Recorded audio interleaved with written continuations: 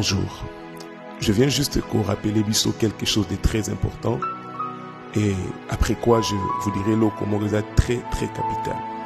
Vous savez, vers les années 2006, Nambo Cannabis sur République démocratique du Congo, il y a eu un son Oebimaki comme ça dans notre pays que je vous propose au Congo pendant quelques secondes.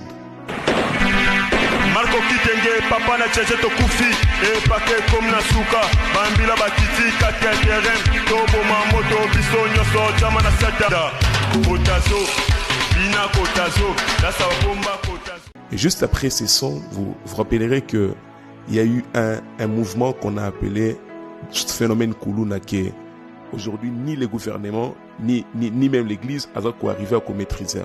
Tout ça parce que il y avait tout un esprit derrière ces sons qui circulait dans la ville qui a causé tout ce que nous avons comme problème aujourd'hui. Et ainsi, il y a comme la même chose qui veut se répéter dans notre pays à travers ces sons qu'on appelle afro-pétage. Il y a quelques jours, j'ai prié, Dieu m'a dit, derrière ces sons, il y a un esprit et qu'on se répand dans notre pays pour comme légaliser la débauche, comme pour rendre normal la bêtise. Au-delà, il y a dimension blague, au-delà, il y a dimension amusement. Dieu m'a dit qu'il y a vraiment un esprit derrière, un peu comme l'esprit Kuluna qui est difficile à maîtriser aujourd'hui, qui va se répandre dans la jeunesse comme dans notre pays et partout dans le monde. Surtout que ces sons ils apprenés par un pasteur ou un prophète.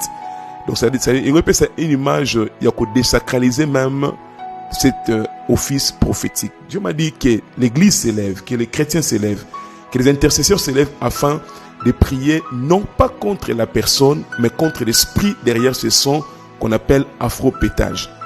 Si vous êtes chrétien ou bien vous êtes congolais tout court, je vous demanderai de faire passer ces messages, de les partager afin que te dire non à cet esprit derrière. Parce que nous ne voulons pas d'un Congo où les gens seront dans la débauche et diront tout simplement c'est du pétage, comme si c'est normal. Nous ne voulons pas d'un Congo où les gens seront dans la bêtise et diront simplement comme dans une blague c'est du pétage, et dans l'entretemps les choses iront de mal en pire. Autant aujourd'hui le phénomène Kuluna est commis un problème pour notre génération. Dieu a dit si nous ne prions pas, ce phénomène pétage sera un problème pour la prochaine génération.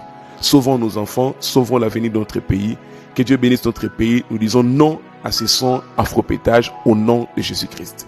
Merci beaucoup.